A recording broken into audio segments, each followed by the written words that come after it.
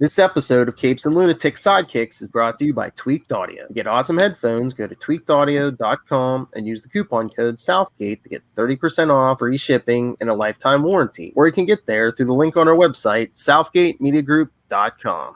This is Luca Parrish, and you are listening to the Capes and the Lunatics Sidekicks Podcast.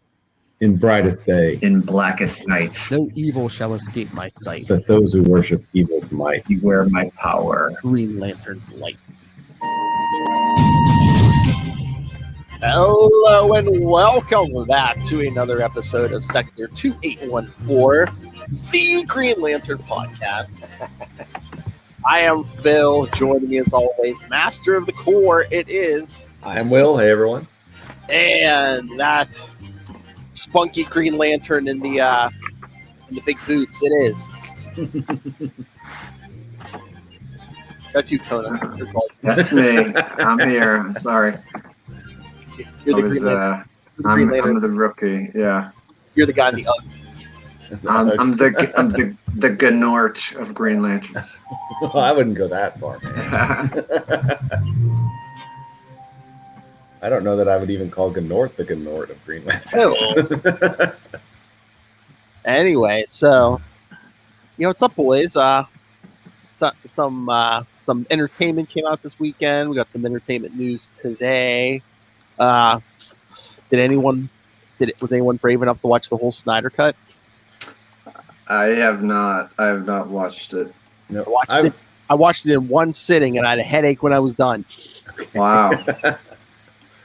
I heard it was better. Yeah.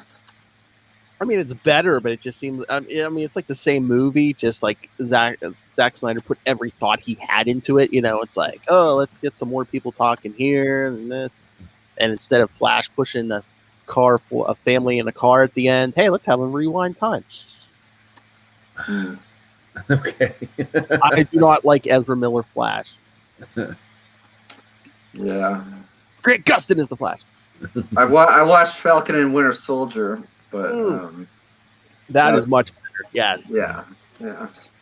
Oh my God, that's so good. Yeah. And then Friday night, me and Charlie talked about it with a special guest, a plucky young man with some thoughts of his own. What the F? Nice. So yeah, Capes 201, me, Charlie, and Ray. Yeah. Hey, is it 6 episodes of Falcon and Winter Soldier? Okay, Just cool. 6, yeah. But I think they're a little longer because last week was 40-some minutes, and I think they said this week's is 40 or maybe even like 50 minutes or something. Yeah, it was like 49 minutes for the first one. Yeah, I think. It started out great, but I feel like that first episode kind of lagged a little bit. I mean, I guess they're treating it as one 6-hour movie and they're just chopping it up, maybe instead of treating that individual chunks like they may. I don't know. Well, I mean, it was still good, but I think they just had to like world build a little bit. It's like look what Sam and Bucky have been up to since Endgame and stuff. And again, I think it was supposed to set the stage for all these because this was supposed to come before WandaVision, but damn COVID. Really? Yeah. John Walker. Oh yeah, we got that hanger. Yeah. Yeah.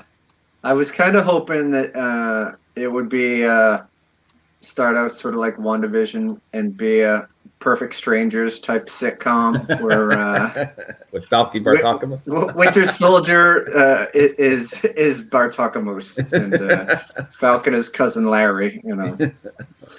But I love Wyatt Russell, who plays John Walker, was on like social media saying, "Oh, I hope people don't hate my cap." I'm like, that's the whole point of your character, man. Yeah. I thought it would be funny to kind of like troll everyone and be like, "So glad that Captain America is back," like.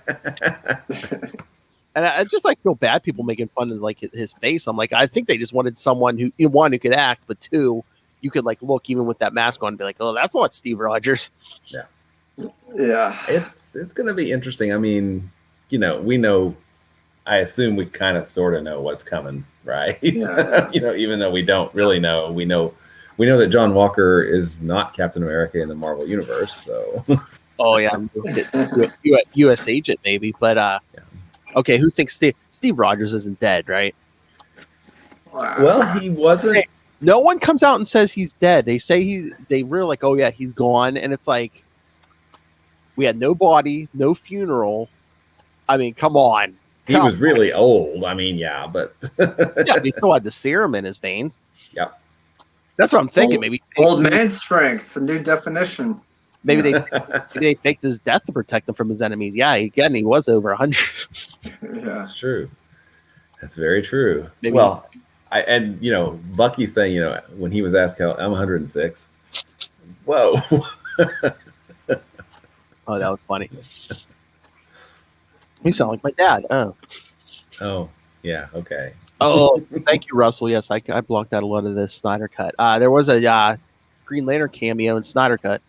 Oh, there was. There was a flashback to like when Darkseid and his forces tried to conquer Earth the first time. There was like a big fight with like the Amazons and the Atlanteans. And yeah, there was like a Green Lantern. I don't know if it was supposed to be someone we know. It was an alien. It's like an obviously alien Green Lantern, but.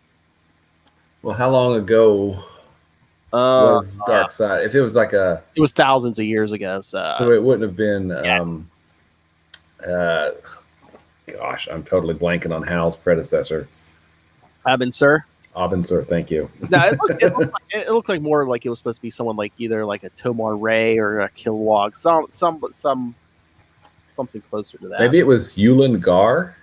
Maybe. I don't know. Oh yeah, maybe. Wonder if they have a picture of this.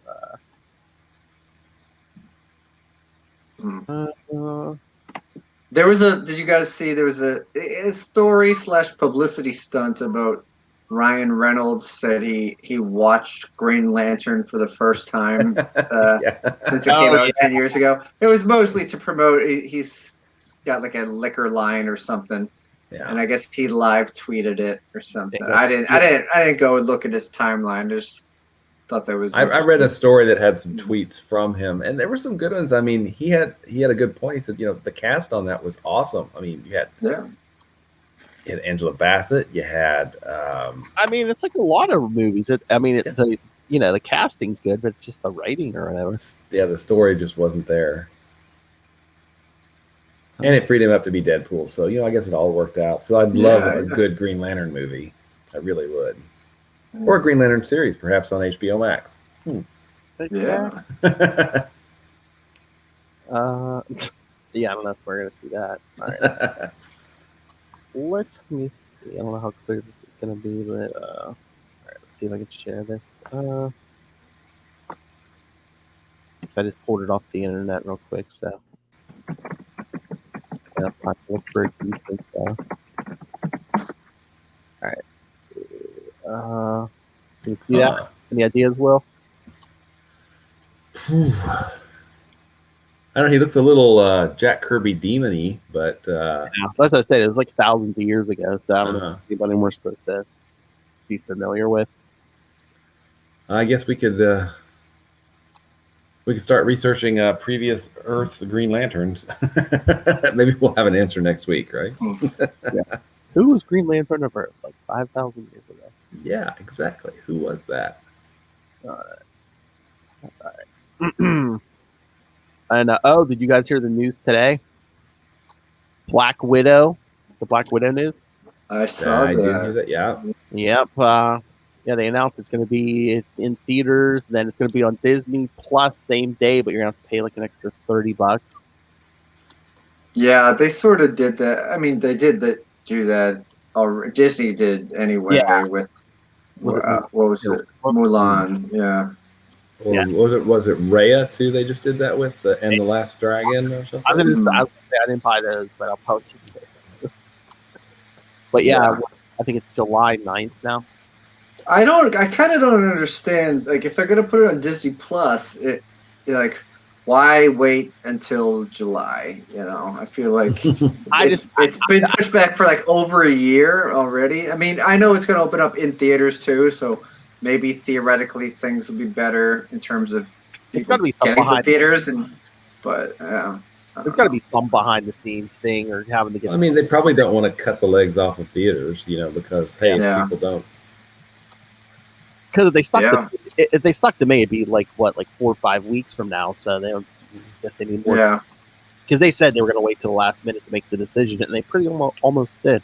Yeah, pretty much. Oh wait, Russell, I didn't notice that. He said there was apparently another Green Lantern besides the flashback. I didn't notice. I know Martian Man. There was like 2 scenes of Martian Manhunter in this movie. Okay, cool. He comes to Lois disguised as Martha Kent, and then at the end he meets up with Bruce Wayne. Wait, don't you have to say it, Martha? Sorry. Oh, Sorry. I said, you know what I was waiting for? I was waiting for, Alfred to start dating Martha Kent, and I wanted that credit scene with him on the phone with her, and he calls her Martha, and both Batman and Superman turn to look at him and go, "What's that name?"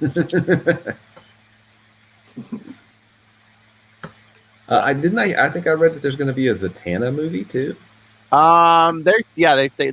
They supposedly announced that, but I should. It was the director of Promising Young Woman. Yeah, I don't remember her name, but that's who they tapped to direct it, I think. Lilith Hell. I don't know what she's based this on, but Lilith Hellfire said that's not getting made. Oh, oh wait, a certain. Wait, where was Kilowog? I did not notice Kilowog. I noticed an overpowered Justice League that still had the resurrect Superman because they couldn't take down Steppenwolf. I think didn't he need more spikes on his outfit or something? I mean, he had moving spikes on his outfit. Oh yeah, nice. That's what you got extra. Yeah. No, we got more Cyborg stuff. We got Flash. Well, Barry saving Iris from a car crash in slow motion. And that's the thing. Zack Snyder loves his slow motion. This movie would have been 3 hours if you take out the slow motion. Well, the scenes, everything. It's just slow motion. They do that, I think, really well on Superman and Lois. I mean, that's been really good when he goes, full on Kryptonian. I'm going to kick your butt. Yeah. So you watch that? Yeah. That is a good show. I haven't seen last week's yet. I think we just forgot. Yeah, I was gonna say it's this week's is on right now as we're speaking. We'll watch them both tomorrow night. Russell, the best part was taking out the cringe humor for Batman. There's still cringe stuff in here.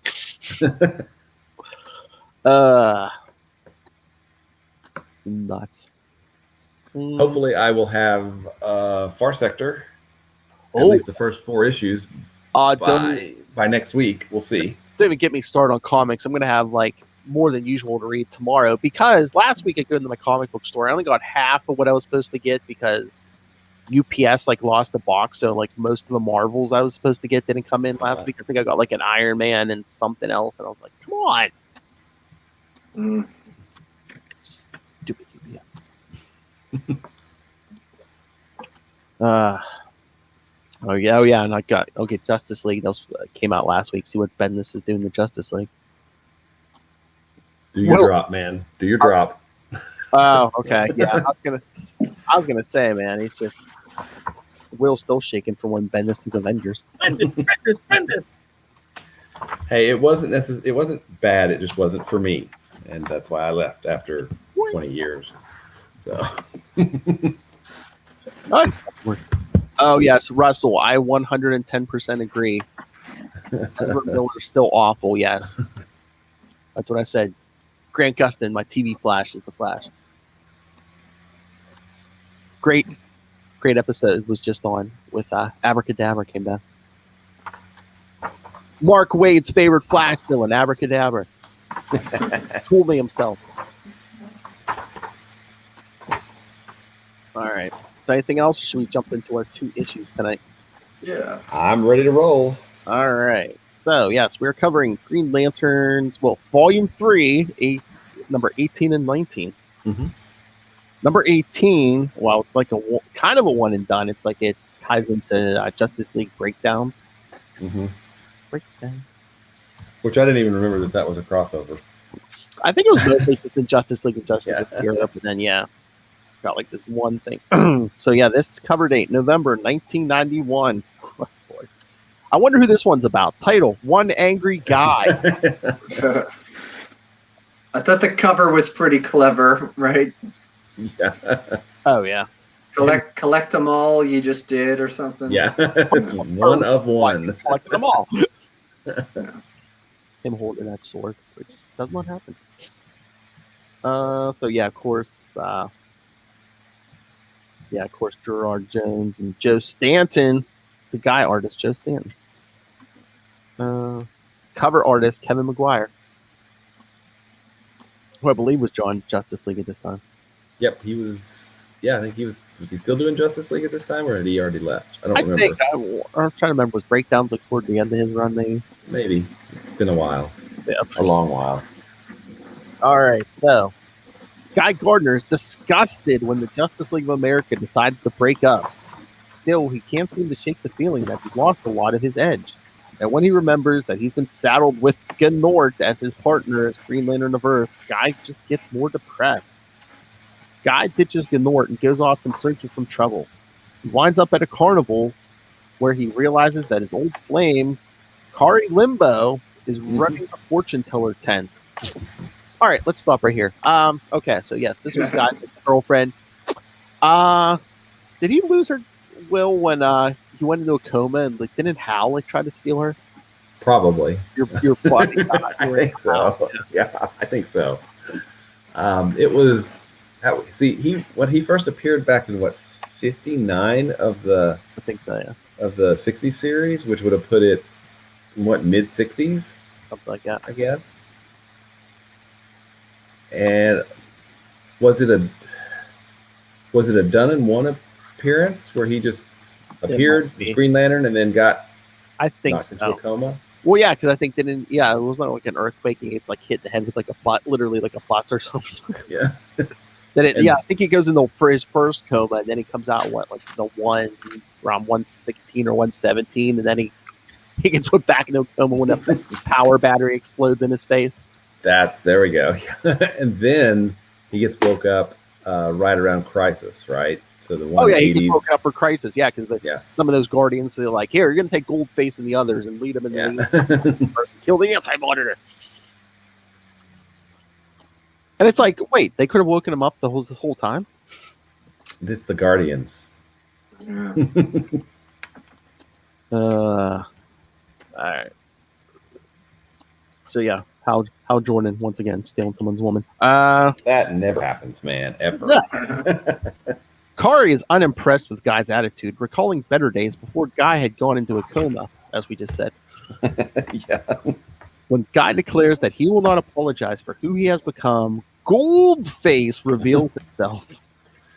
Okay, I have a stupid question. So just this is a place for it. Yes, my wife likes to troll me a little bit because I am the wife's job. Tin crayon box of crayons kind of color guy. So the finer distinctions between colors are probably lost on me. But is gold yellow or is gold, gold? Right. Do you think perhaps he doesn't look as gold as he should? Was the color palette a little more limited back in the day? Yeah, but still, I mean, and again, if you're gonna build yourself a gold suit and you're gonna fight Green Lanterns in this era, aren't you gonna at least tinge it a little bit yellow, even if it originally wasn't yellow? Yellow gold. If you're gonna fight Green Lanterns, that suit's kind of pointless if you don't at least tinge it a little bit yellow. And I am the Green Lantern's greatest villain. I am the yellow lamp. Yeah. And how does it get out that Green Lanterns can't affect the color yellow? Does somebody just notice it, or do the Green Lanterns like, oh hey, yellow doesn't work on me, pass it around? Come on. Yeah. Or that guy from that first issue, man, just started bragging to everybody he knew, and the word spread. He's like, man, I knocked him out with a yellow lamp. Yeah, that's right. Word spread. People are just trying to bash Hal over the head with all kinds of lamps, and nothing works except for yellow lamps. It worked. It worked. Where did I leave? Yes, Goldface reveals himself. Goldface explains that he had been released from the prison on Oa by the insane rogue guardian Appa Ali Apsa. Him again. Mm-hmm. Goldface proposes that Guy join him in a band of other intergalactic criminals on a crime criminals in a crime organization as the legitimate front man. Jeez. Boy, who think anyone would ever describe Guy as legitimate? I know. Finally, faced with an opportunity for action, Guy punches him in the face. Yeah, his face is covered in gold. Maybe not the best idea. And things go downhill from there. Not in the face. I know. Guy and Goldface brawl all over the carnival. What is this, Arkansas? Endangering the lives of civilians, Goldface's men appear with guns and fire yellow rubbery bullets at Guy, reducing his power. Wait, are they yellow or are they gold? Oh, Just saying. This is gonna be a running gag now. Okay. I know. Yeah. Yeah, at least until Kyle Rayner shows up. Yeah. Insult to injury. They're not even real bullets. They're yellow rubber bullets. Yeah, emphasized to keep him alive. Yeah. Just gonna humble you. And then he almost immediately changes his mind. He's like, I kind of want to kill you. You're annoying me. Guy's Green Lantern ring becomes ineffective against Goldface, who prepares to kill him. Suddenly, Gnort appears, as if things weren't bad enough, subduing Goldface. Wait a minute. Guy gets rid of him earlier in the book in one of the best ways possible. It's a runaway meteor. Go get it, boy. Go get it. I know. Which is just so stupid. When Gnort asks what crime Goldface has committed, Guy is at a loss. In fact, Goldface chastises Guy for failing to take care to protect the civilians. Goldface leaves, noting that he will not press charges. Guy is left speechless with no victory and leaves angrily. Kari suggests to Gnort that his friend is close to his breaking point. Guy is left to decide for himself whether he wants to continue being a Green Lantern. I know, I love how he questions it. Then the minute how Jordan's like, I want my sector back. Guy's like, no, it's mine. Yeah. Okay, here's another question. I'm trying to remember if they mentioned it in one of these previous issues when Hal's like, I'm going to get my sector back from Guy. Does he even ask? It's like, hey, John, is it all right if I take the sector back? Do you want the sector back? No. John's on the mosaic, man. It's true. I think there needs to be more communication. Come on. I mean, how should I ask him, and how should have been like, you know what? I don't care if it's you or me, John. At least as long as it's not Gardner. Not Gardner. All right. So what did you? This is kind of hard to read because the Gardner that we get in the Green Lantern rebooted, post rebirth in the core is actually interesting to read about. This guy is not so much. Oh yeah, once Hal comes back and everything, they restart the core. Yeah, I mean, they really temper Guy, and he's more. I mean, he has a little bit of an attitude, but he's more like a normal Joe. But yeah, here he's way off the scale. Oh yeah. Kari Limbo with her. Well, it's orange, but I was gonna say her rogue stripe in her hair.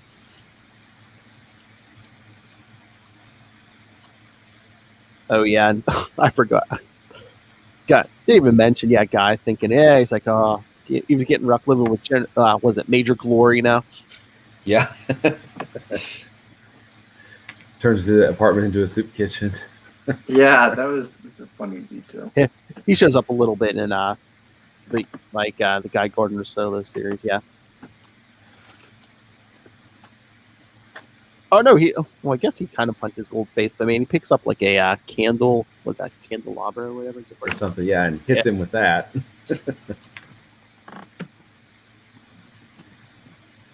I'm sorry. That suit of armor, especially that helmet, is just silly looking.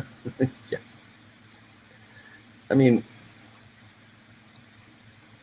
I kind of felt like, I think at the time, and certainly now, that the Guy Gardner issues just kind of derail what was trying to be built with the rest of the book, and I kind of don't understand why.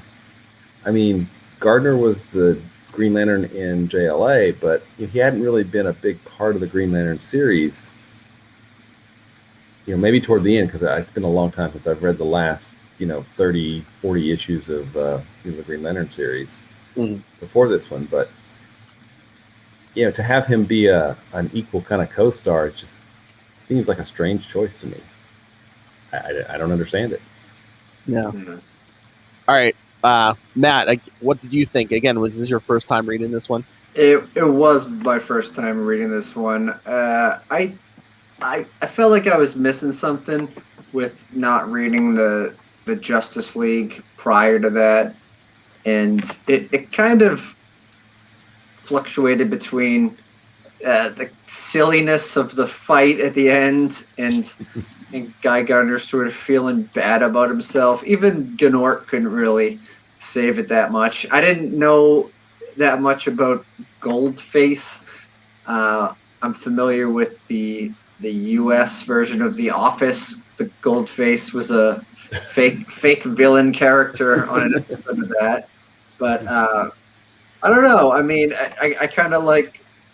I've talked in the past about how I kind of like how Guy Gardner's a bit of a jerk, but I feel based on the last few issues, this has sort of regressed. It's like, do we need this? I don't know. It almost seems like I liked the Three Stooges when I was a kid, but I didn't really like Shemp. It's kind of like a Shemp one. But, like I say, Gardner does have that Mo haircut. That's true. It's true. Shemp, same haircut. Yeah. So. Oh, hey, we don't have our banner rolling at the bottom. Sorry, I just noticed. Sorry, Mr. Perfect. Well, it's actually yellow. That's why I don't notice. I can't see it. Yeah. Oh wait, when we do some Guy Gardner issues, that thing will be yellow. Don't worry, don't you worry. Yeah. Has that ring. All right. All right. Russell had a question. Says, you guys think it's strange no writer thought of other Lantern Corps sooner than they did, like in the 2000s? Well, that's the thing. It's like, it's like, the Corps got taken down, and then this series, you really don't even really build it back up before Cal takes over as like the only. Exactly. Player. Yeah, and we kind of had the other Corps because we had sort of ish. We had Sinestro with the Weaponeers, right? So they had the yellow rings. Which, we kind of, that gets kind of made retroactively to be, Yellow Lanterns and not just him making, his own yellow ring or the Weaponeers making a ring. Then you had the Star Sapphires already too, from the 60s series. So you kind of had of the 7, you already had kind of 3 of them. And, looking back now, it's obvious. Well, of course, why don't we just do the rest of the, colors? But, you can say good things and bad things about Jeff Johns' writing, but what he did for Green Lantern was just, I think, awesome. As a longtime Green Lantern fan, it was awesome. Yeah, but again, it's like, the Green Lantern Corps wasn't at full strength. It was like pretty much right before Crisis, and then we don't get like a full Corps again until Green Lantern Rebirth in 2005. Yeah, that's pretty much it. So, you're talking, what is that, 20 years? Something like that, yeah. Yeah, that's a long time. That's the thing. That's probably why we didn't get big reason we didn't get other Corps Russells, because we really didn't have a full Green Lantern Corps for like. Yeah, we had, and it was. Let's see, 50, 100. It was probably a post number 100 of this series that more of the old Corps stuff started being introduced. It's been a while since I've read them, so I can't say that perfectly, but I know Hal shows up. A past version of Hal shows up, Emerald Knights, I think. Time travel stuff, yeah. Yep. But yeah, it's we didn't really have. Phil's absolutely right. We really didn't have Corps, full strength Corps of everybody for 2 decades. Wow, now I feel really, really old. That's right. Thanks, Phil. Sorry. All right, so should we get to the next one? You bet, I'm ready. The big anniversary issue, Green Lantern number 19. Mm-hmm. It's the Gil Kane cover. Yeah, I guess the 50th anniversary of what was that, Alan Scott's first appearance. Mm-hmm.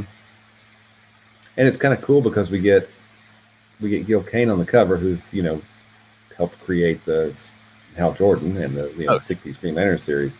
But then we get Martin Odell, who created or co-created the original Golden Age Green Lantern. He actually does a story in the book. So I mean, it's pretty amazing. Oh yeah. All right. So let's see. Green Lantern 19, Volume 3, number 19. Cover date December 1991.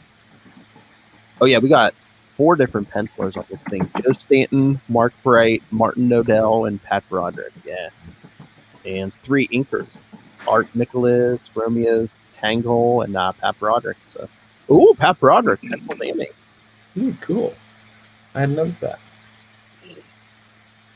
Yeah, Gerard Jones, the only writer. All right. Yeah, cover date December 1991. Lantern's Light. On Oa, John Stewart bemoans his plight, watching over the mosaic. He is unsure of his place as a Green Lantern, knowing that he is the backup for the backup of Hal Jordan, and that even hothead Guy Gardner might be better suited to the job. Now, what did they spike that coffee with? He needs to get some better coffee. Either that or that's Streisand's. Yeah, bad mood. Suddenly, though, he is contacted by an apparition of Alan Scott, the original Green Lantern. John is surprised because Alan has been missing along with the other members of the Justice Society of America years earlier. The apparition instructs John to seek him out. Meanwhile, Hal continues his mission to recruit more Lanterns to the Green Lantern Corps. He travels to the world of Myrg, M-Y-R-G, where he and Alan Scott had previously visited. He finds that the new king of Myrg is Dolby Nichols, former cab driver to Alan Scott. Okay, now I have not been I've visited New York once, just passing through, but I would love to hear somebody authentically speak these lines. Because I think they would be awesome. Is that a 40s New York accent? 40s New York cab driver accent? Yeah. Oh my God, we should have just picked the page and be like, Kona, do that accent. Do it. Man. When they write the accents out phonetically, it's a little bit too much for me. I don't know. Even as a Yankee, it's a little much. Yeah. Yes, Russell. He said, if Will is Hal and Kona is Guy and Phil is John, can I be Alan? Sure. Yeah. Going to be an 80-year-old man. Knock yourself out. That makes me feel much younger now.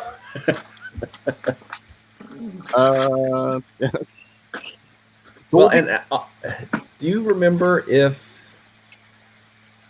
because there was a JSA Society with art, or a JSA book that came out. It was like an 8-issue miniseries, kind of around this time, that kind of brought the JSA back and explained why they were still mildly young and not, ancient, because they were, in the 40s. And then they got an ongoing series after that. I think it was it Lynn Straczewski was the writer, and maybe Mike Perelbeck doing the art? Yeah, I think so. Yeah, because I was going to say, I thought I read that, but I think it's the ongoing I read. Yeah. Yeah, because pre-Crisis, they were Earth 2 heroes, and then once everything got merged, they became World War II heroes, and then they're missing right now because they're in a limbo dimension, right? They're like fighting off the end of time, or Armageddon or something. Yeah, they're like in an endless fight with like some fire demon or something, right? Is that it? I think they never tire, but it's like they're just in a constant battle. Sounds like a blast. Yeah. because that's the two places I remember hearing about this is like this issue, and then I think there's an issue of Wally West book where they're like, "Oh, where's Jay? Jay Garrett's missing." Yeah. Russell said, "Yeah, his love for Alan came from the JSA '90s run." Yes, it's a good series. Mike Parobeck was an awesome artist. That simple style that he had is so hard to do. It's really, really difficult to remember.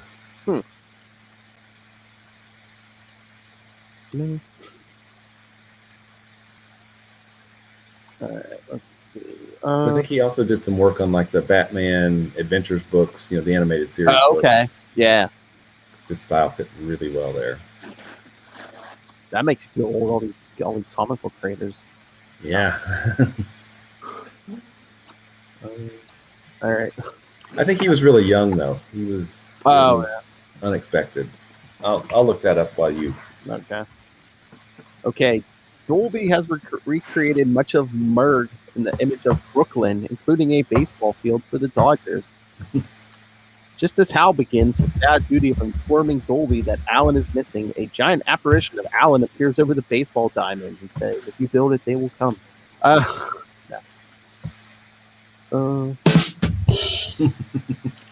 Begging for Hal to seek him out, Hal decides to return to Earth to check it out, and Dolby insists on joining him. All right, back to Guy. While Guy Gardner broods in space about recent events surrounding the Justice League of America, Alan Scott appears to him too. Guy returns to Earth and meets with Jade and Obsidian, Alan's children. Guy's personality grates on them. No kidding. And John Stewart arrives just in time to stop Jade from blasting him. The kid suggests that the Green Lanterns visit their stepmother, Molly Main, the Harlequin, and they leave to follow it up. On the way, they meet with Hal and Doiby Pickles, who are on the same trail. Unfortunately, Molly hasn't seen her husband either. He did, however, leave a note promising to return. He also happened to leave behind his lantern, and from the lantern springs yet another apparition begging for them to find him. The apparition states that Alan is in an endless battle somewhere in the universe. Again, time doesn't move in that dimension because he has to charge his ring like 24 hours too, right?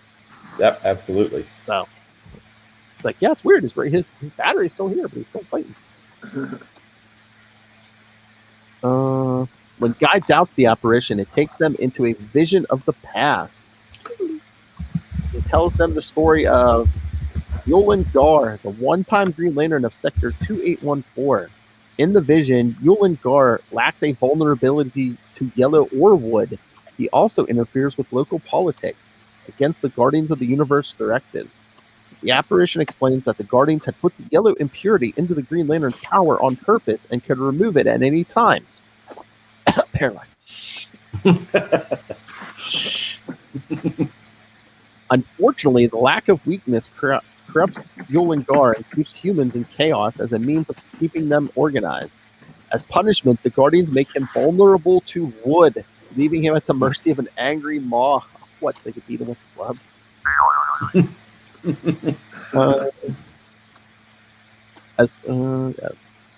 In fear and anger, Yulin Gar flew into space but was burned in the atmosphere. His spirit entered his lantern, which crashed to Earth and eventually became the same lantern that Alan Scott found many years later. Removed from the vision, the three Green Lanterns realized the meaning of the messages that the apparition had given them. Guy claims to have learned nothing and flies off, though he is secretly answering the call of the Justice League beeper. Talk about old kids, he got a beeper. That's old school. He has learned something after all. John returns to Oa with renewed vigor, and Hal resolves to find Alan Scott after returning Doiby to Merg. All right. Okay. Once again, Matt Cohn, as the guy who probably read this for the first time, did you know what the hell was going on? Not really. I don't.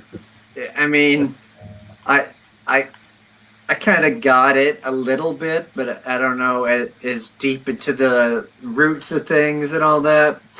I didn't really start getting super interested. I mean, I liked that they kept the art sort of separate in each one, and the Guy Gardner artwork was similar to the issue before that, and I like the going back in time and making it look like an old comic book part for the fourth part.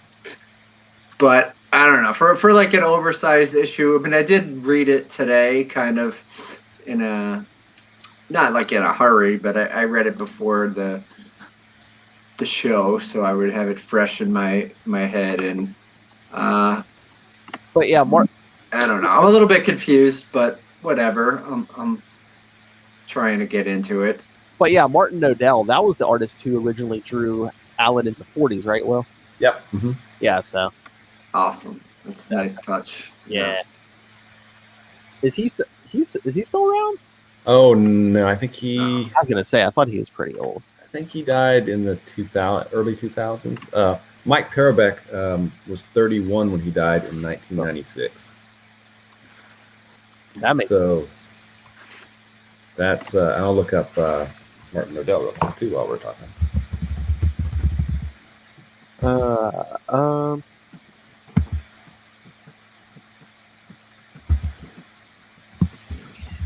Okay, so wait, what are you looking up? He died in 2006. Okay. I mean, I like that they got him, but it's again, well, it's very jarring. I mean, the styles. I mean, yeah.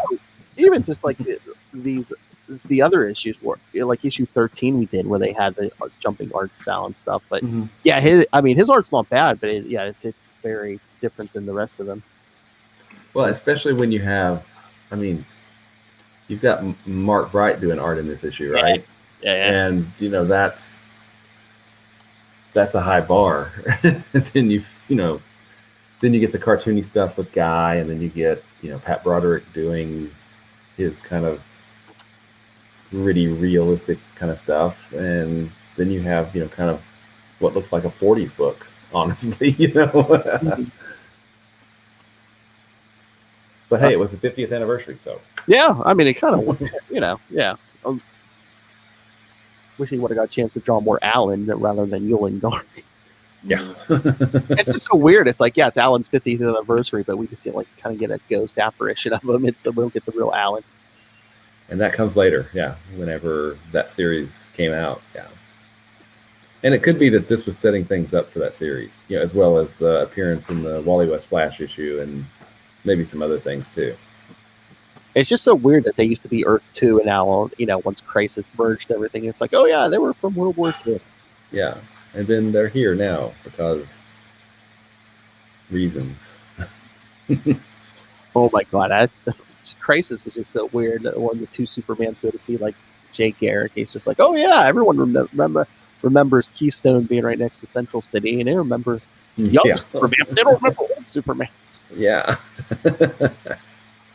DC. Good old Crisis. Yeah. A multiverse is too confusing. That was all they wanted to. Now they have infinite multiverses, right? Craziness. Oh, I may have told you guys this, but we have interesting talks as we walk the dog, my wife and I. And so I said, it'd be cool to have a Green Lantern ring because, of course, it'd be really cool to have a Green Lantern ring. And then I said, but if you were like the ultimate Green Lantern, Sodom Yat, it was a Daxamite, with a full set of Kryptonian powers and a Green Lantern ring, you're like, that's the top. He goes, but wait, you said they're vulnerable to lead and Green Lanterns are vulnerable to yellow, so I could take you out with a number 2 pencil. And I'm like,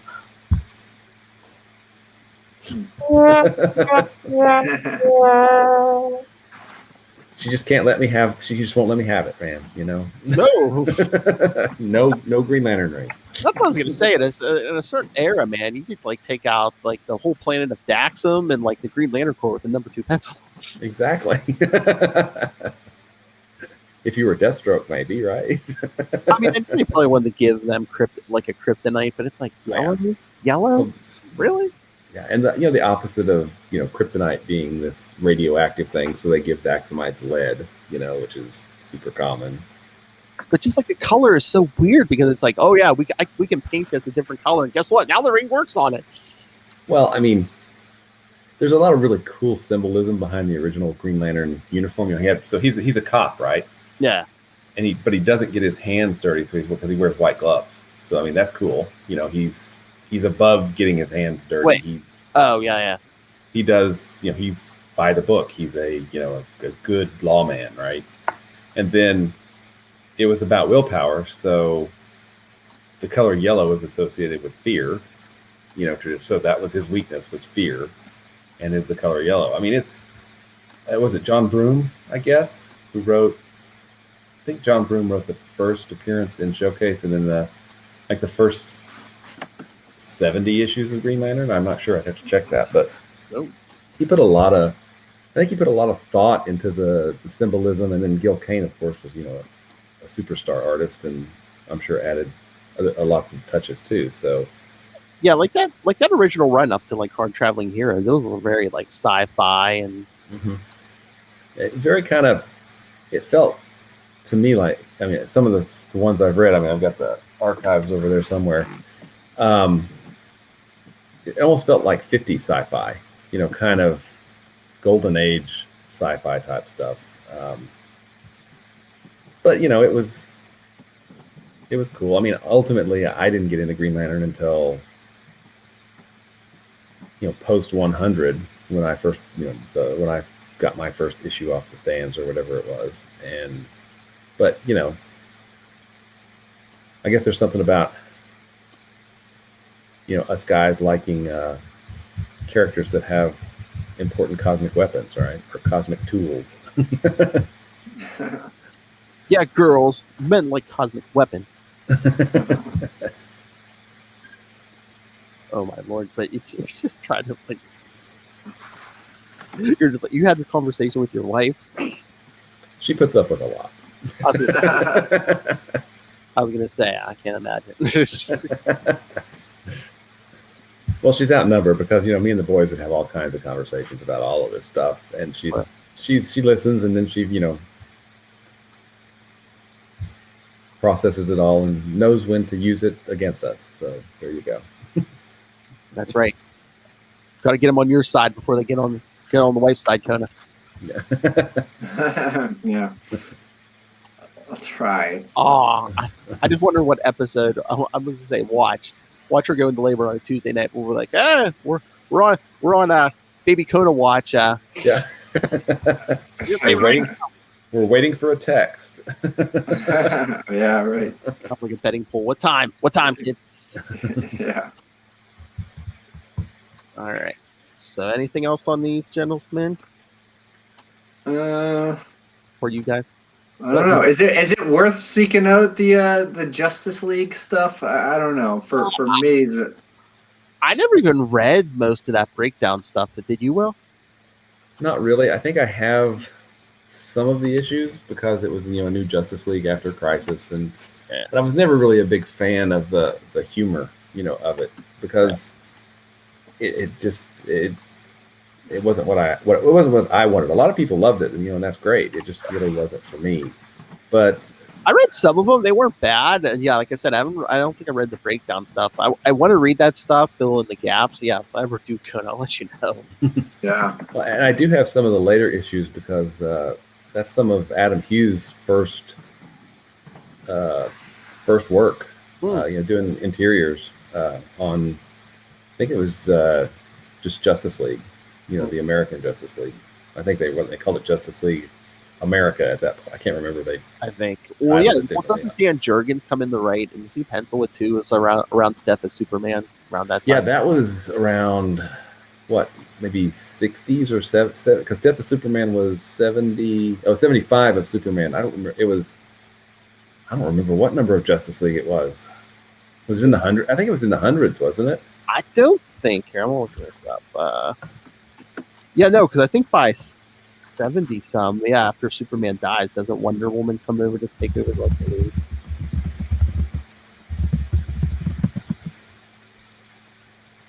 Wow, I typed that horribly. Okay, it looks like Justice League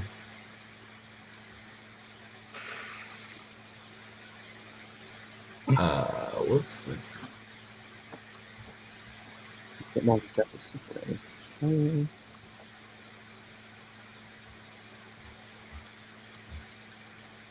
Wait, there we go.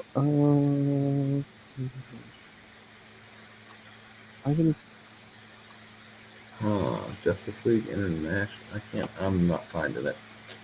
Yeah, I thought it was in the 60s or 70s. Oh wait. I'll just look through the search here. Sorry, kids. Isn't this interesting? Let's okay, hang on. into the old men Google. Yeah. Yeah, Justice League. Wait, no. Funeral for a Friend is Justice League 70. So is it 60? It must have been in the 60s. Yeah. So I think there was only one issue of the actual where they fight Doomsday. Yeah, Justice League 69. You're welcome, Will. Thank you. Yeah, Justice League 60. That was in December of 92 or January of 93. Yep. Just the lead. This guy's got that yellow ring.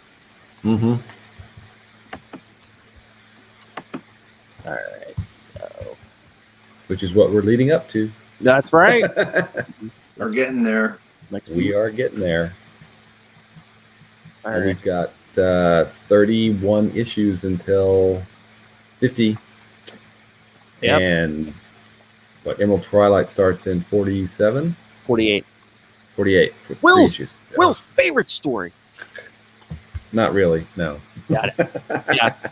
Yeah, no, 46 is that they Reign of the Supermen tie-in, then 47 That's is right. like him and Green Arrow.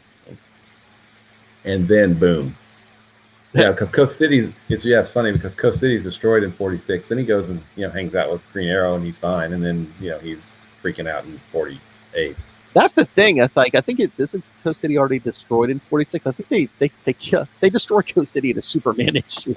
Yeah, no. It's like okay, That'll work. I know. But next week we're going to be covering Green Lantern 20 and 21, getting into the Hal-centric arc here. Cool. And whatever did happen to Star Sapphire. Remember, she just took off in Action Comics. We haven't seen her since. What? Green Lantern appeared in Action Comics? What? What are you talking about? So yeah, the next 2 weeks we're going to be doing that because next week 20 and 21, and then in 2 weeks issues 22 through 24. Awesome. And then 3 weeks Green Lantern Corps Quarterly #1. Might have to do some live reads. That's been a while. There's a bunch of short stories in there. Mm-hmm. At least 1 or 2. After that, Green Lantern Mosaic 1 through 4. Yeah, they even had an ad at the bottom of this Green Lantern 19. Follow John Stewart in Green Lantern Mosaic. Yep. Follow Hal Jordan next issue, and Guy Gardner, follow him into Justice League where he's doing something. Yeah, where he's being emotional. And then Yes. in 5 weeks, probably the best live read we'll ever do, Green Lantern 25. Hal versus Guy. So you two are duking it out. Yeah. As I'm standing on the sidelines telling the Justice League, no, let him duke it out. That'll be fun. That will be fun. All right. So, send your thoughts on all of those. I know some of these are harder to track down, but again, once we get to the Cal Raider stuff, Yeah. A lot of that's in. Is there an omnibus for the Kyle stuff? Or I hardcovers or trades? I don't know. I know on DC Universe Infinite, I believe they started the series with Emerald Twilight with issue 48. So I don't know.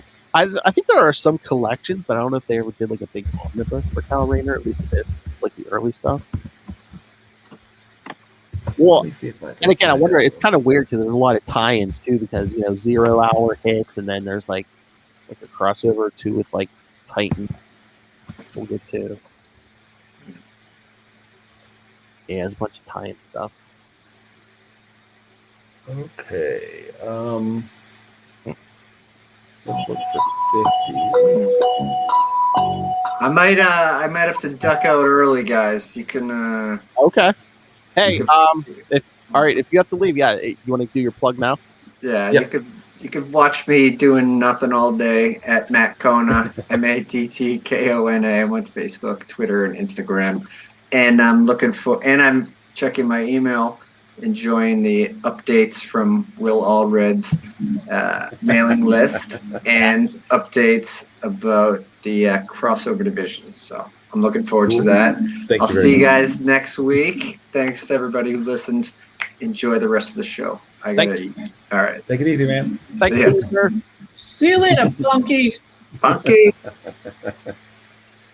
It looks like number 50 is reprinted in the Green Lantern 80 Years of Emerald Night, the deluxe edition hardcover. Number 50? Yeah, it looks like... I know. I had like a little trade that I think it came out not too long after it. Yeah, it collects 48, 49, and 50. Yeah, there's probably an Emerald Twilight. I don't see it. They probably reprinted that a few times, I think. Yeah. Like I said, that's where it starts. DC Universe. That's where this series starts. Green Lantern: A New Dawn that came out in '98. Oh yeah. Emerald Twilight that came out in 2003. It looks like maybe. I don't know. And New Dawn. It looks like it collected both of them. Then there's a Green Lantern Kyle Rayner #1 in 2017, and then the 80 years. Yeah. That's strange. I would have thought that there would have been more reprints of that run. I mean, it lasted for 10 years, 10 plus years, 130 some issues. Yeah. Maybe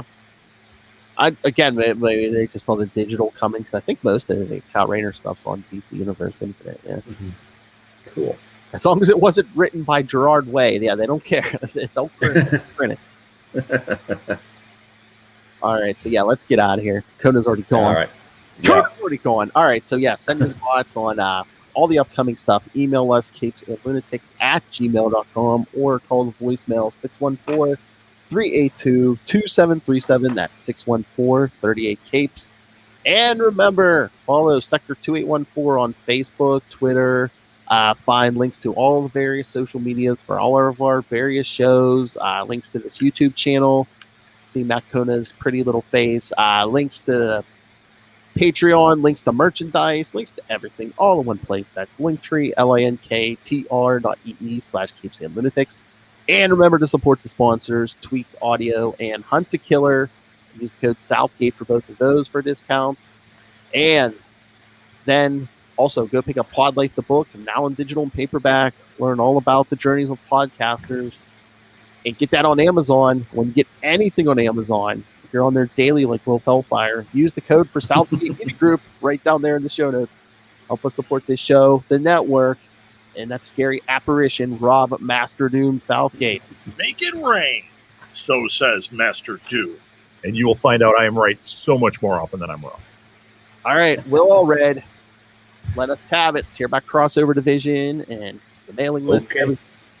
Here we go. So you can find me at Wallred. That's at WALLRED. So that's at Gmail and Twitter and Facebook and probably Instagram, which I should probably log into more, but don't. You can also sign up for my mailing list if you go to crossoverdivision.com or diaryofnight.com or willallred.com. All those places have sign up form. You can also find Diary of Night at diaryofnight.com. That's a self-published book. Woo-hoo. And then Crossover Division is at the printer right now, Crossover Division #1, and I should be sending it out to all the Kickstarter backers as soon as it arrives here. So I'm looking forward to doing that. Yay. And finally, if you like Green Lantern, you might like Quasar. And there's a little website called the Quantum Zone, quantumzone.org, which has all kinds of cool stuff about Quasar. I'll put it in my navel. Like I said, in the next couple months, we might have to just do a bonus Quantum Zone just for those Guardians of the Galaxy issues and talk about the action figure that will be here someday. Someday, yeah. You look at the party. I love the party. Gonna come back. All right, kiddies. Come back next week. Again, Green Lantern 20 and 21. Will's favorite, Hal Jordan. Next 2 weeks, lots of Hal. That's right. Kissy faces with a rock. That sounds like him. Don't kiss anything. Don't kiss a rock.